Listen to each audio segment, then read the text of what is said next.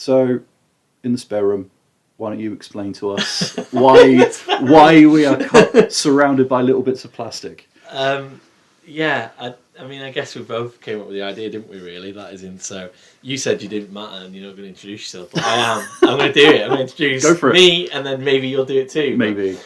So I am Chris Farron, nickname Faz, and that's what my preference is. And yeah, so we came up with the idea that not many people like talking about the PSP or the PS Vita anymore, or it's not really necessarily a massively popular thing. Not that I know of. There's no podcasts or anything out there, so that I can see. I consider it like a retro console now, both of them even, and a couple of things for that really for me are like, it's kind of gets to that age really. Certainly for the PSP, and like I said to you before, nerdly worked out. It's so weird. I love the maths. It was so odd. So just I guess for any listeners. So I am 12,808 days old today. Congratulations to me. And and I worked out that 6,408 days ago was when I owned a PSP, and that was when I was 6,400 days old. So pretty much pretty much half my lifetime ago was when the PSP was first released. So if that doesn't make something retro, for me personally, at the age of 35, I don't know what does. And then also, I guess that value-wise, it's really good value. So again, just to explain a little bit more, I've just picked up a PSP again, and got one for £50. Internationally, anyone listening, whatever that is, dollaroonies or whatever, like Dollaroonies. Din is din a currency? I don't know. Oh god, this is going wrong already. I'm offending it's alright, people. keep talking, I'll Google it. I'm offending people. And I think that it's such good value to be able to pick one up now, like a PSP, and the games that I played in it. I can remember nothing but good times when I was 17 years old, and the PSP was part of that. So, yeah, I think I just wanted to kind of express my love for a console that isn't massively loved or remembered really necessarily super well. And I don't know many people that have played them. And then obviously meeting you as a friend over the last 4 or 5 years, we seem to share quite a lot of interests, and this again is another one. So, that doesn't shock me that's the case, but at the same time it's nice that it is. So that's my early spiel, and I'll probably continue after that. But what about you and the Vita, and why do you want to talk about it? And all that stuff. So I'm Richard Horsfield, tend to go with Rich or Oi if I'm about to wander into traffic. I used to have a PSP back in the day, and I can't pin down the maths of when I got it quite as accurately as you can. Sorry. It's nothing to apologise for. It's genuinely great maths. I have a lot of fond memories of mucking about with it at university. I think I must have got it when I was sort of tail end of sixth form or something like that. Because I distinctly remember sitting in the back of mum and dad's car when they were, doing errands and stuff like that. And I think I was on like Metal Gear Solid Portable Ops, like scanning Wi-Fi networks. In the back of a car, that's so good. Well, it was good when it worked. I felt like a right Burke like most of the time. I dedicated a lot of time to it. And then I think like over the years I've been playing and collecting games for quite a while. But at the time I had quite a high turnover of games and consoles, so I think they probably just got churned over, and I probably exchanged them and put it towards my Xbox 360 or something like that the first time round. And you fast forward a few years, and I meet my other half and stare down the business end of having to trek up between London and Shrewsbury on a regular basis. And I thought, you know what, like I haven't had a handheld for ages. It would be really nice to have something that I could just, sit and be on a train or a bus or whatever for hours on end and, sink my teeth into something. And at that point, I think I had a PS3 or something like that. And, Sony were going big on this whole, like, hey, it's an ecosystem kind of thing. You can download it on one thing and transfer saves and all this stuff that didn't quite pan out quite as well as it could have. I mean, it sounded like a good idea at the time. Oh, it sounded great. And so, yeah, I took the plunge on a Vita and enjoyed it. And I think it's one of those handhelds that the potential was there. The potential was always there for, doing something great or, using it to progress onto something else. And it was completely untapped. I don't think they did everything they could have done with it. But I think, I know we were saying before we started recording that, like, you can see that there's a bit of a through thread, and I think if you look at, say, you've got the Game Boy Advance and the link cable with the GameCube, you've got the Dreamcast with the memory cards you could get and play on the little LCD screens. Like there's always been that kind of like home and away kind of connectivity thing that people dabble with, and I think the Vita's kind of an important stepping stone towards getting towards, say, the Switch or something like that nowadays. So yeah, I think it'll be interesting to do a bit of a deeper dive into all of this stuff and see if the nostalgia goggles have tainted my vision a little bit. I have the worst nostalgia goggles. Like, as in, honestly, like they are massive. Like, as in, like Deirdre Rashid's. Like, as in, like they just like I can't help it. Like, it's just who I am. Like, I'm constantly like pining for especially through my game consoles, like as in like the old days, like as in, and the thing is like old days, like as in people really, like might people like listen to this and go, all right, okay, well you're talking like like Spectrum or something. And I remember having the Spectrum when I was like 5 years old, but I'm talking about PlayStation 1. I mean, I I guess running through my consoles, that is, and I remember like from being young and stuff, like I had a Mega Drive. And then I had a choice of going between a PlayStation and an N64, kind of like as in around that time and stuff, and then ended with a PlayStation. I think my mum was like heavily involved in like the decision that she was like, "Oh no, it's better value getting a PlayStation." I was like, "What do you know? I don't know how she knew that." But like, she had the purse, right? Or, at the money. time, definitely very much so. I mean, I don't know how I was ever allowed at the age of, I guess it must have been 12 to get a PlayStation 1. Like, as in, I don't know, like, as in, I guess I just started a paper round and she was like, oh, he's earning, £12 a week, maybe. Contribute towards it. Yeah, exactly, yeah. I think my contribution was just constantly buying PlayStation 1 games. I think that I said that if I buy all the games, like, will you buy me the console? And that, like, for a gift or whatever, or Christmas or something like that. And I think that's what happened, really. So, I can't remember specifically when it came through the door, but...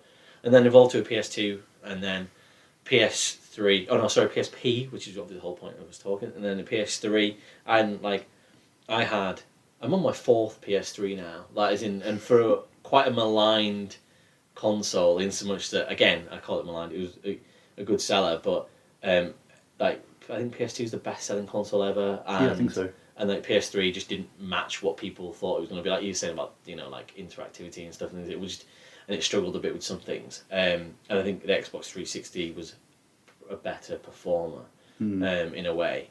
And then I switched over to an Xbox One, which is probably my most played console. Probably played that on the most, but probably the least amount of games. I've probably just played Call of Duty Warzone and Metal Gear Solid 5 and Grand Theft Auto 5. Like, probably just, that's like, if you looked into my hours percentage spent on those things. But I've had a DS, I've had a Wii U, I've had a Wii, like, isn't there all like fleeting bits of my life as well. So, but yeah, and then I've just got a new, Series S. Like, I can't afford it. I can't afford a top end X or a PS5. That's like, like you said before, that'd be Mr. Game Man. I'm Mr. Game and Watch. Like, that is who I am. Like, instantly the best character on Smash Brothers, but we'll come on to that at some point, I'm sure. But anyway, yeah, so that's kind of a brief history of my consoles and why I feel nostalgia for everything. Like, when I walk into like Kex, I'm like, oh, a Wii? Do I want a Wii again? And I'm like, why do I need it? I've got a Switch. And I'm like, but do I need my Wii back for the 15th time to have a Wii? And I'm like, maybe. So yeah, I am a diehard nostalgia guy, and I don't feel bad about that at all. Like, as in, I feel pretty fine about that. So, to go back to the din and currency point from earlier, Serbian Dinar. seemingly is referred to on the money markets as DIN. Okay, So cool. there you go. You should be, rolling high finance. How or something many like people would have bought a PSP or PS Vita in Serbia, and how many people would then subsequently want to listen to this podcast 15, 16, 17 years later? I honestly don't know, but if anybody is listening, I would definitely encourage you to let us know. That'd be amazing. That'd be so good. Like, Please feel free to correct Faz on his currencies. And let me have some. I mean, I'll and if it is 50 din and same as pounds, whatever the rate is, that that's cool, man. Go on eBay and transfer. So talking of cheap and cheerful. Yeah. Talk us through your PSP. I see it on the floor over there. Totally cared for, really. Yeah. So this mine lives in a pencil case. I wouldn't worry about it. Oh man, pencil case is so multi-use. So yeah, PSP. I'm looking at this. Is really weirdly, this arrived in the post today, so it's a brand new to me PSP. But so it was £40 on eBay. Buy it now. £8 postage. I mean, Rich knows fine well that has been a tumultuous part of my life the last 5 days, where I've been like, where is my PSP? When does my PSP arrive? Like Fat Tony from The Simpsons, what is it? Where's my money? So it's just like, it's taken a little while to come, but it's from, I'm going to give them some pop, Price Attack Shop. I don't know where that is, to be honest, but on eBay, and it seems really good quality for the price that I paid for it. So I think Kex, which I'll use as a reference for probably everything retro, just because it's the easiest thing to know of in the UK. I think they're selling them for £80 at good unboxed quality. Flip. And I'm like, so for half of that price, it seems to be okay. I mean, if I pop open the UMD case, that seems to work okay as well. I've had a little look at it today. I've not tried any connectivity in terms of trying to see if it connects or anything with the cable and stuff, but it connects to my Wi-Fi at home, which is, it's notoriously shit, as in the PSP for that. As in, my word, trying to get onto Medal of Honor Heroes multiplayer through the Wi-Fi at home when I was 18 was so hard. It was so hard. It took 3 hours trying to get on that game. As in, the battery would run out before you got onto it, because of the connectivity of it. Trying to get soldiers on Metal Gear Solid when you're sat at traffic lights from the Wi-Fi. This is why it never went well. Yes, yeah. So I mean, the analog stick seems to work pretty well. If I'm looking at the console itself, and we haven't even talked about it. We'll probably have a social media at some point. We'll probably get some pictures up. All that kind of stuff. We haven't even named the podcast yet, so I know that's probably something that everyone says, "Oh, you should definitely name the podcast." And it's like, well, sorry, this is a podcast, by the way. It's a podcast, so you should probably name it, because it's really important you name it. You have a brand and stuff. Well, we haven't fucking named it, so leave us alone. But we've got one or two things in mind. But anyway, for now, So anyway, so we'll probably show. I'll get some pictures up at some point, photos of this, and yeah, there's a scratch on the screen. It's quite deep, but it's not. It doesn't really seem to affect the sort of experience of the console itself. I mean, I'll even boot the noise up beside it, the old-fashioned PSP noise. Hopefully you heard that, but that brings back some absolutely wonderful nostalgia for me. When I checked out the battery life on it as well, I'll do that, and you can hear the menu going as well. Hopefully you can hear that. The cross screen on the menu, this was the sort of, I think this is the first thing. Yeah, so this had it before the PS3, obviously. So it was it's very PS3-like, isn't it? That menu? So they didn't seem to move too much away from the PSP, and it's a bit of a strange one with the PSP because because it was brought out in 2005. So that's 4 years after PlayStation 2, and was it maybe a year and a half or something before PS3? So it was like a PlayStation 2.5 handheld almost, as in. That makes sense. Yeah, I see that. I think it's less powerful. It is less powerful than PlayStation 2. Whatever you called, whatever flops or whatever. It probably wasn't flops there. Whatever flops it was or whatever for megabytes. So yeah, it's less powerful than the PS2, but if you get the right game going on and stuff, that you cannot tell, as in it looks like a PS2 basically in your hands, which is incredible. And some of the games, when you get into later years, your 2010 games and stuff, they look great. They look like PS3 games almost. You squint at it weirdly. But yeah, see, it seems to have booted up pretty well, and when I put a game into it, so I'm just going to pick a random game. So I've picked up 23 games that, and again, just to give you an idea of how good value these kind of things are at the moment. So 23 games, and it cost me £45 for 23 games, which is like, again, it's great. Yeah, it's ridiculous. I mean, don't get me wrong, some of them are a bit broken, some of the cases are a bit broken, but it looks like they still play. I haven't even tested them all yet because this only arrived today, but you know, a lot of them are without cases, but I'd say about half of them have got cases, and I've just left them at home. But if I put a game in, and the reason I do that is just because I know for a fact that the noise it makes is one of the most exciting noises I remember hearing when I was like 17. So if I'm putting the UMD in now, and that'll just make a bit of a whirring noise, which I always found really strange, that it just like you could hear the disc spinning around in it and stuff. So this is Loca actually, which has got a great little menu loading screen just before you even get into the game. Which is always one of the best games I've ever played, but we'll get into that at some point. But even just pressing to load into the game, that noise there, so exciting to me. Like, and I cannot wait to start playing games on that, because it's just that little PSP noise. And just to give you guys a little bit of an idea now, game's loading up, and it does seem quite slow on load times, but the menus came up now, and I'd say I'm probably just used to for example, the Series S and having its quick load times. But I mean, that's Loca loaded in now onto the main menu, so it wasn't horrendous. So it seems to be playing the UMDs absolutely fine. And like I say, I've got to test all the UMDs out and stuff, but yeah, I'm really, really happy with the value that I got for picking this up, and I'm really excited to start playing it again.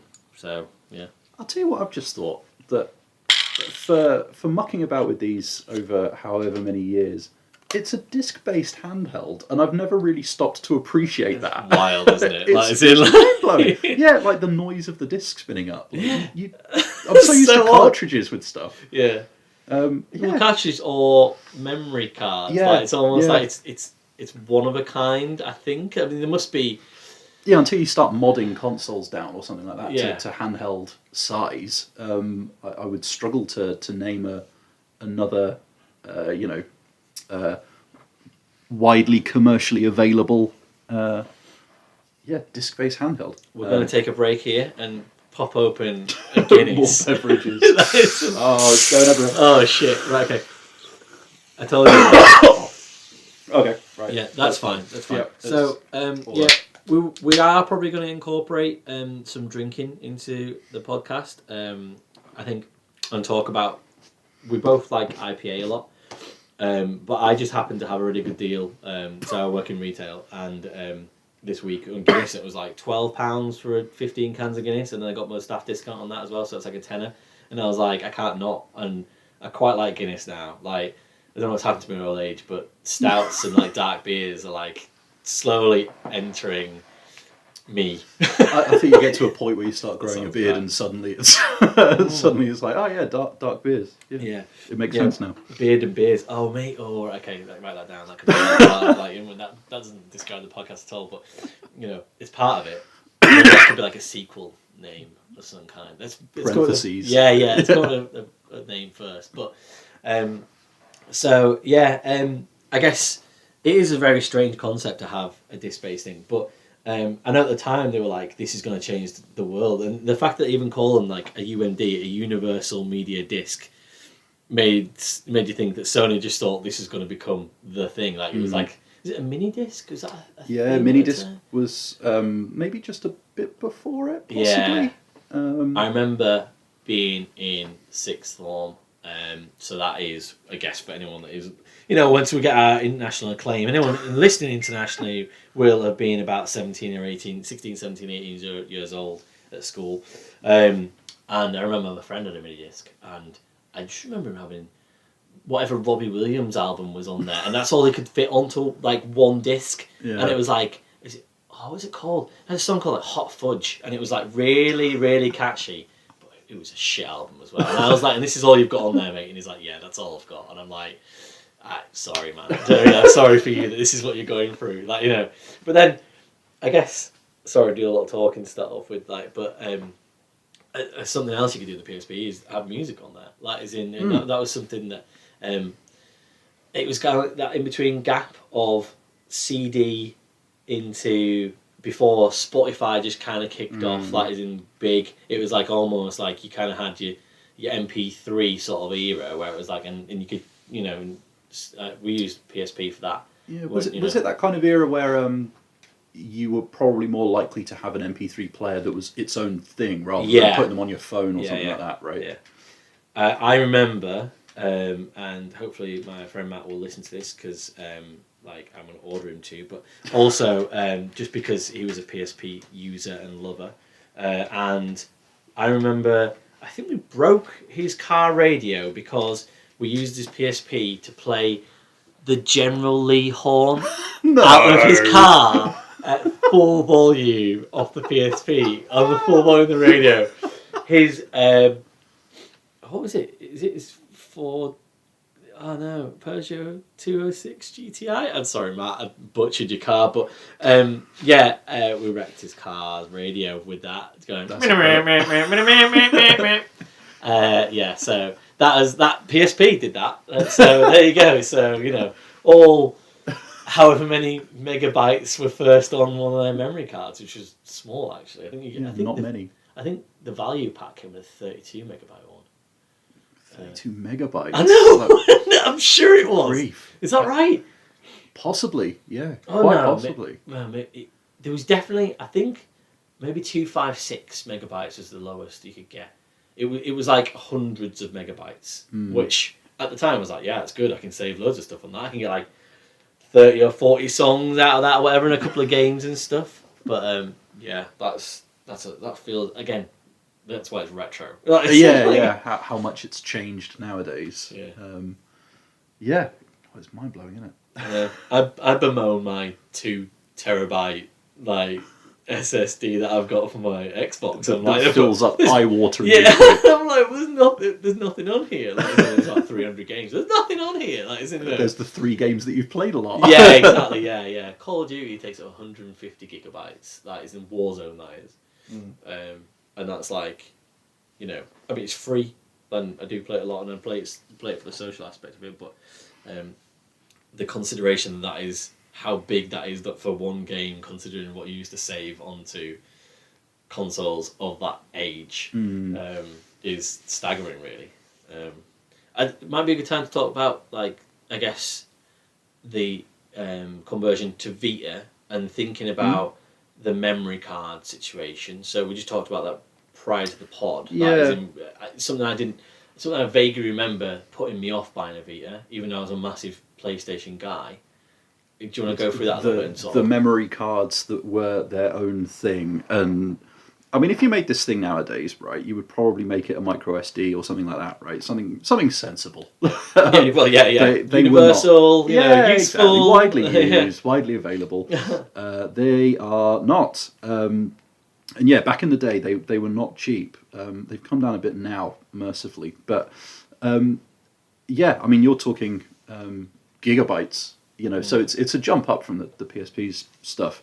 But you know, like I've got one of the slim models here, and it still, you know, feels like a kind of premium product. You know, they're looks like one. Clearly going for the high end of you know, consumer electronics and stuff like that. You know, you can imagine the kind of glamorous, glossy photos they would have taken with like the phones there and all that, and you know, this nestled next to it because you're a grown-up playing games, and that's okay. And that feels very much like what they were going for.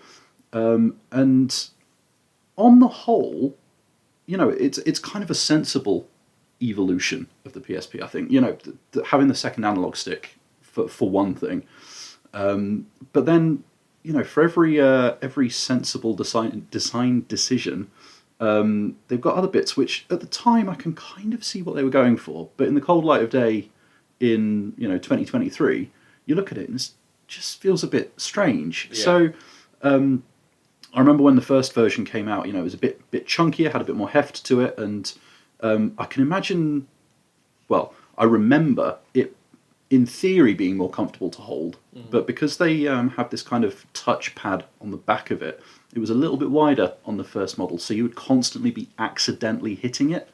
But it's like, why would you worry about putting a rear-facing trackpad on it when all I want is an L2 and an R2 button?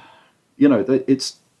I mean, you look at Evercade or something like that more recently, and they've managed to do it quite happily. And it's a comfy device to hold. And I mean, you've got front and rear-facing cameras on this thing, and it's like some serious shit, isn't it? It is so cool. It is, like, but also it's all stuff that a phone would be doing. You know, necessary. It feels like it feel a bit like a really, really, really good Nokia N-Gage. Yeah, almost like, and because I know you could do. In fact, I'm gonna, seeing as you fired yours up, I'm gonna fire this up. And let me hear that noise. Oh, I've got everything muted. I'm not a menu menu button noise person. I mean, I don't know if I am or aren't. I haven't literally just booted mine up for the first time in 6,000 days. Like it's in the PSP, whatever it is. I feel like we should have had something classier on the go rather than stout. We should have got the champagne out or something. So like, could get that scotch in a bit of fine. For all of the kind of premium feel they were going for, the menu screen.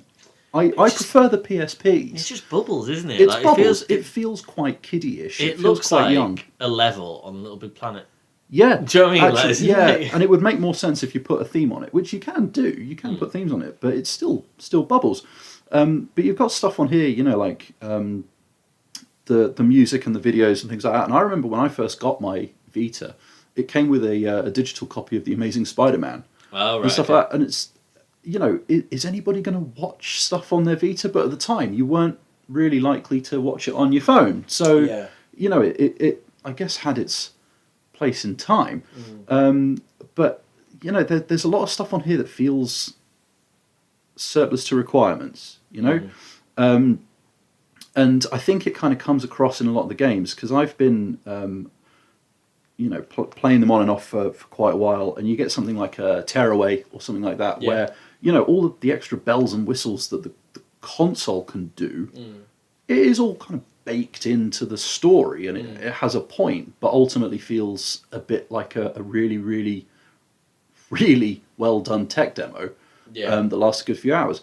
And then you've got something like Uncharted, and I'm just looking at it because it's on the top of the pile that I've got next to me, and all of the extra bells and whistles feel so tacked on and so unnecessary. And it's probably not helped by the fact that, you know, I like Uncharted. You know, I used to play a lot of games that had like a strong narrative drive to them, and that was, you know, I used to go to games for the story. And as I've you know, got a bit older, my tastes have kind of changed. You know, you have less time to play things. I'm much more likely to you know, play old arcade games, stuff like that, and things that I can play for, you know, 20 minutes and feel like I'm improving as a player, but I haven't necessarily gone much further in the game. It's like the story's not the thing that's pulling me through it anymore. And so to go to something like Uncharted on the Vita again in 2023, you're like, why do I have to drag my finger all over the screen to cut through these bamboo canes? Like, what is this? Like, what? Cut the rope. Is it Omnom or whatever it's called? Like, is it like Omnom? It's not far. Omnom and Drake. And even like best mates. Even if you're scrambling over ledges and you know, climbing around cliffs and stuff like that, if you're playing it on say the PS3 or something like that, you know, you're moving the analog stick around. It's not exactly the most, you know, intense you know, gaming experience out there. You know, you're not mashing buttons to make it happen. But on the Vita, you can just trace a path with your finger, and he'll kind of do it on his own. So it feels like you're playing even less of a game. But it does mean that you can watch the graphics, and the graphics, at least in Uncharted, are surprisingly good for a handheld. Good, I think, like, from what I remember seeing in the Vita, I was like, this looks.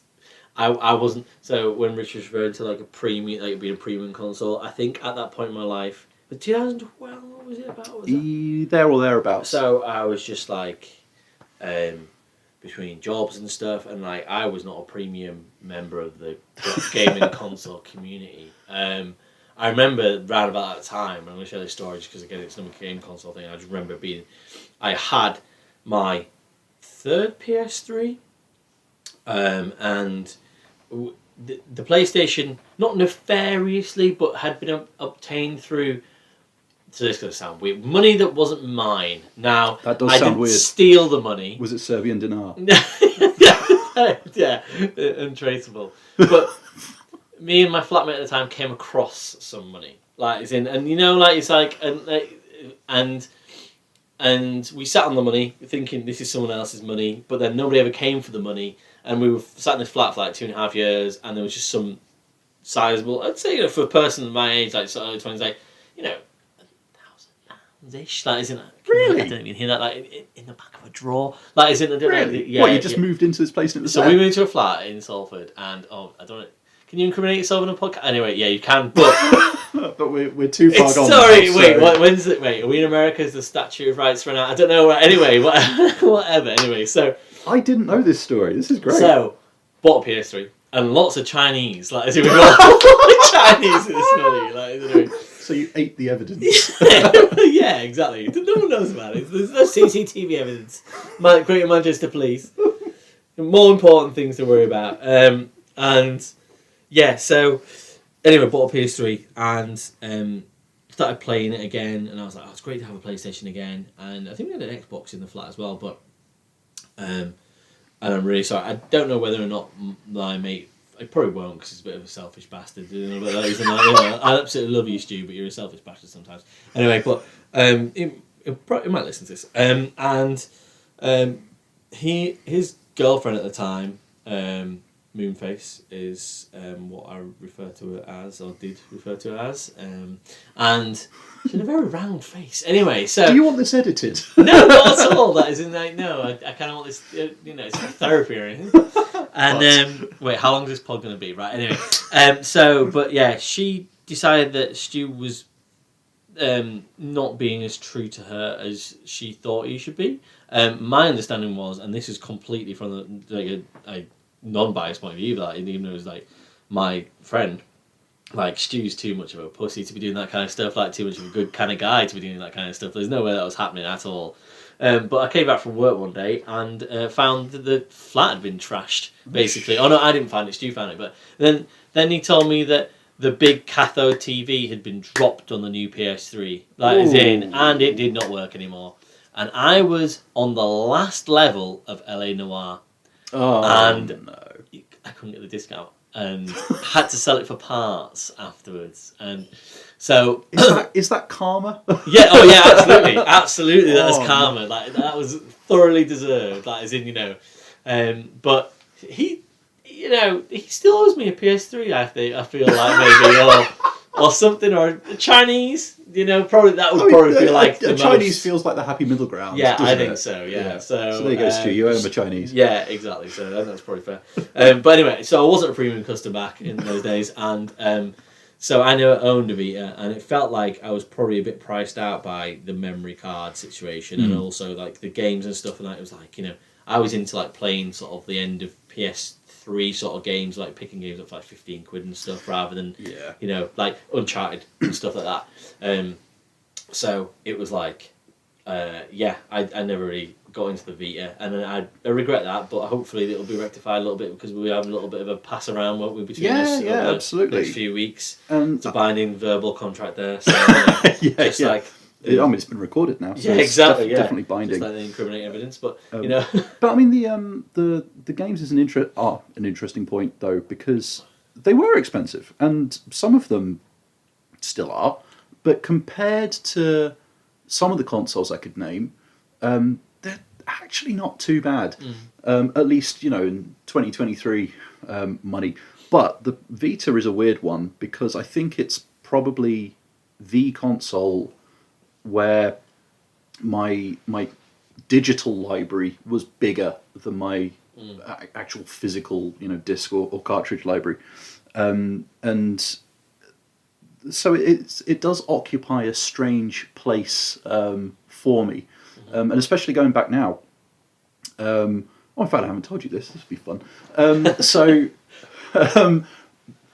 Recently, I picked up a Japanese Sega Saturn, and I like spaceship shooting games I'm and going to fighting games. tell that, but Yay! Exactly. I want to talk about that at some point. Oh, Carry it'll on, happen. For the reason I'm about to tell you.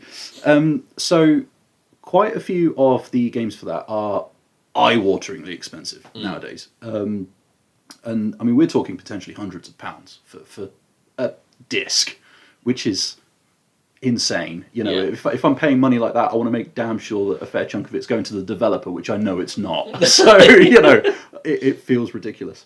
So there's one particular game that I was doing some homework about called Shinryu. Mm-hmm. I'm nodding and going. I was going to say that was a good positive response to something that I know you have no idea what I'm talking about. No. It's okay, you will learn. You will learn. You will. I will make you learn. And I was looking at it, and I thought, hang on, I've seen this name somewhere. Where do I know this name from? And I remembered that it was from the PS Vita's online store. Back in the day, there was a bit of a workaround where you could get a very select few American and Japanese, like PS1 classic games, and get them onto a European account. And that's how come I ended up with Resident Evil 2 on my Vita. And obviously, you know, stores have closed and servers have moved, and general account security has improved or been completely locked down, depending on your kind of view. Yeah. And this kind of led me down a rabbit hole of seeing if I could somehow access this game through the Vita still. Long and short of it is that I can't get it on my European account anymore because, you know, security. And unlike, say, like PS3, you can only have one account attached to your Vita at a time. Right, so you have to, like, wipe the whole thing and start again now, which is less than ideal. That's why I've ordered a PlayStation TV, but we'll get to that too. And so I ended up setting up an American account and went through the store, and lo and behold, there was Shinryu. And for want of getting a prepaid, you know, digital code for my American dollars to use on the American store, instead of 150 quid, I could get it for £8. Wow. With change. And so I was like, well, yeah, that's absolutely worth 3 hours of my Saturday trying to work out how to do this. It is, though, isn't it? Yeah, and, you know, it's there's a few other bits that while I was exploring that are still there that are a much more theoretically accessible way of playing some of these old, you know, more pricey niche games. Yeah. But they're all getting more and more locked away behind layers of security and hoops you have to jump through. You can't just add credit card details to the store anymore. You have to buy prepaid codes through something like PlayAsia or somewhere a damn sight easier if you're, you know, buying it for the actual currency for the actual region you're in. Yeah. But still, like, it's doable. And I think there's something to be said for that. And I know a lot of people have had a lot of joy with hacking Vitas and getting them to emulate and things like that. I was going to ask you about hacking. So finish your story or finish that. That was basically it. Yeah. The long and short of it is that I've ordered a PS TV, because that's basically a Vita that just hooks up to a TV. So is that an official thing? That is an official thing. No way! Yeah. It basically runs, like, it doesn't have controls or anything like that. You have to use a PS3 or a PS4 controller. Yeah. But it's HDMI out and all that kind of stuff. But you plug in Vita memory cards and cartridges and stuff like that, and it goes through to a telly. So I'm going to have that as my American Vita. How much did that cost? 60 quid. Oh, right, okay, that's reasonable. I was like, I thought it was like hundreds. Well, that's the thing. So I've been keeping an eye on them for a while, and at one point they got down to about 40 or 50 quid, but that was a few years ago now. And then they went up to like 80 or 90 at one point, and I kind of went, I've missed the boat, and they've crept down a little bit. So I thought, you know what? Especially if we're thinking of doing something like this, in the interests of making sure we're covering all the bases. Absolutely, yeah. It's nothing to do with us wanting something. Absolutely. I've got a reason for it, tenuous though it is. And I thought, you know what? Yeah, I'm going to go for it. So yeah, it'll be interesting to try that out as well, and see what kind of a difference that makes on things. But yeah, so I mean, you had a point, but I was otherwise going to start thinking about games. Yeah, well, I think it was just the last thing was almost like, I guess that from a podcast point of view, and, you know, for honesty and openness, that is in, like, we haven't really, and I think a lot of people, like, most people talk about PSPs being hacked now, and also Vitas and stuff, and unlocking them. I'm not necessarily interested in that right now, but would I be interested in the future just to see what that consists of? I don't know, like, as in, maybe, but I'm always a bit of a gaming purist, like, as in I quite like to sort of, you know, and especially because of what I've spoke about so far, certainly from the PSP point of view, like, is in the value of the game seems to be pretty easy to get hold of, and if anything, it seems like unlocking a PSP is to play other retro games, that is in, like, older sort of retro games, whenever I've seen examples of it and stuff, and I'm a bit like, I'm going to be honest, I have got an Ambernick, which is like like the kind of emulation type like an handheld. emulation one, Yeah. and that's kind of got a lot of stuff on there. You know, we talked about Lion King and how fucking hard that game is. That is in, you know, it's even harder on a tiny little screen emulated. But you know, like after you've had a few drinks as well, you're like, I'm gonna go do this after we've been in the pub. Bring the ostriches on. That was a ridiculous idea. But everything the light touches is yours, Simba. No, it's not. No. Just give I'm up, dead. Simba. I'm just dead. Just stay down. And the health bar was so weird. It was like a zigzaggy red thing through some black lines, and it was like, that didn't make any sense. Like, how was that useful? Like, I don't know how dead I am. Where are the segments? Just like, anyway. So yeah, that's on there, and I kind of got one of those. So, and I feel like I want to keep my PSP that I've just got like quite pure, like, and try and use UMDs and but like I say, there's no support anymore really for through the PlayStation Store. I don't think for PSP but I don't know, PS Vita. I don't know how well supported it is anymore. I think, wasn't it recently? It was like there wasn't going to be as much support. I can't remember now. It was like kind of bummed me out a bit. There's a few bits and bobs. So as far as I can remember, besides not being able to add credit card details and stuff like that, like I mentioned, I think they've even nixed some of the features. So, you know, you used to be able to download things on your PS3 and then transfer it over, and I don't think you can do that anymore. You can still copy stuff to your PC and things like that, but there are, you know, over time, some of these features are getting stripped back, and it is losing some of the things that made it tick. Which is the other reason why it's kind of an interesting device for me, because it is going to be on the receiving end of, you know, slowly withering away in some way, shape, or form. And, you know, to go back to the Lion King and the Mega Drive, it's not like someone's ever going to tell you, well, you can't use part of this console now because we've decided to turn a server off somewhere on the other side of the world. So it's going to be interesting to see. You know, we're not going to do a podcast anymore. Take that, son. How about that? We're going to take our support away from our own pod and our own games. You wouldn't like that, would you bitches? Oh. So talking. Is this a sweary podcast? I know I've sworn quite a bit. I mean, it feels like it's sweary now. Yeah, I know. I've already sworn about 6 times, but I'm trying not. You know, it's only when it matters. A man of passion is fine. Enraged and inflamed. I mean, this is the most agitated I've seen you. God, talking about PlayStation stores. At work this week, I was livid about the segregation of cardboard and plastic. Like, as in, like, one guy walked up to me and I was like, I honestly, he's the nicest guy, and I was like, F you, JT, like, as in, get out my face, like, as in, it's not you, but I'm just angry. And I was just like, isn't that, and I'm ripping cardboard and plastic out of these cages. And he's like, yeah, I need to leave the warehouse right now. Like, it's an almost like, have to leave the table. But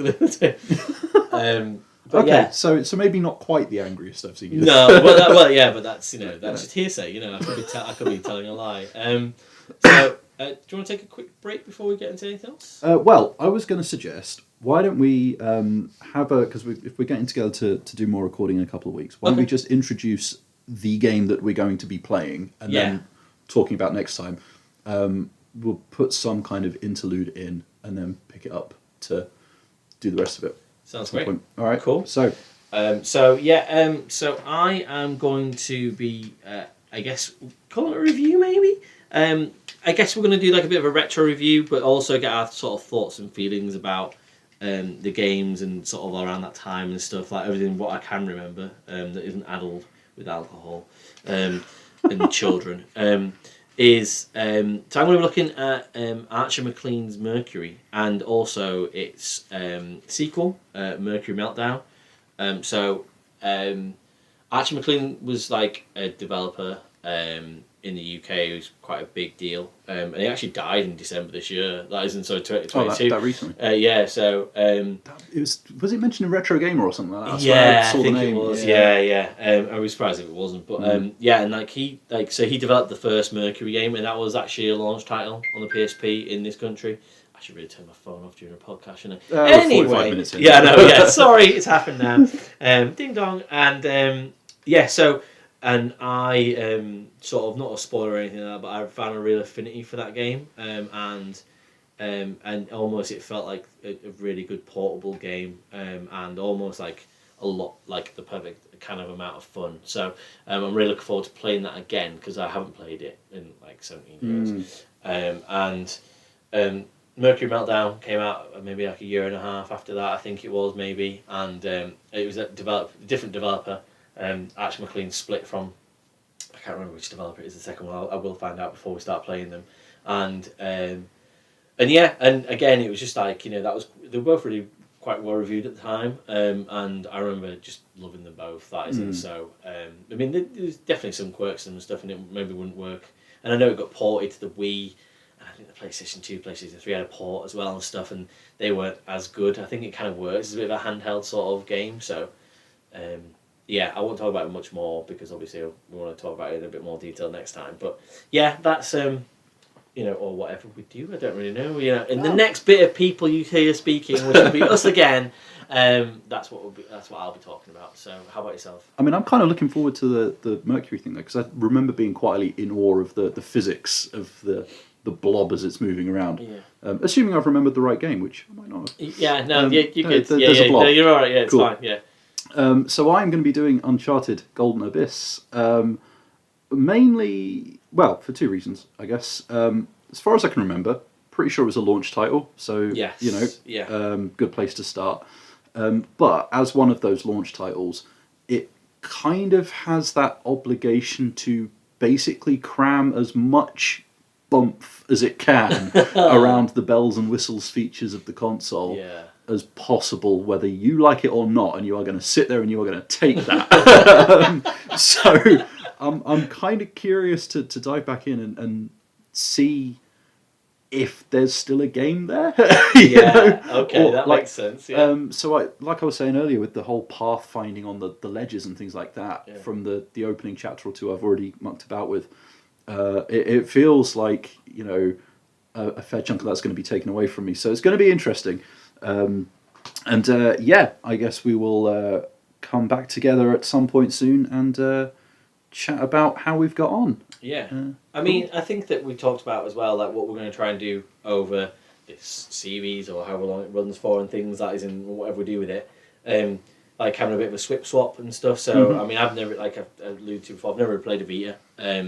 But obviously you've owned both of them. And I think that we'll probably maybe even do double reviews as well. We might both play the same game in a week and sort of talk about it. I think it'll be nice to kind of have it a little bit different. We'll probably come up with different segments and stuff as well about what we like about games or fun stuff as well. Yeah, it's not going to be fixed. We could have a look at maybe having guests on as well, so people that we know quite well. I mean, I know about 3 or 4 people that have had PSPs and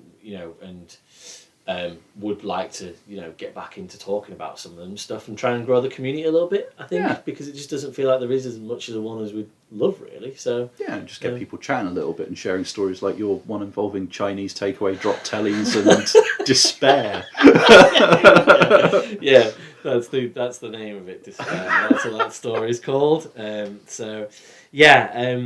this has been really, really fun to start off with. Yeah. So I've really enjoyed myself and I've managed to talk about it a heck of a lot more than I thought I was like, oh no, I'm really stunted. But then I forgot that I absolutely love the sound of my voice, so not a problem in the end.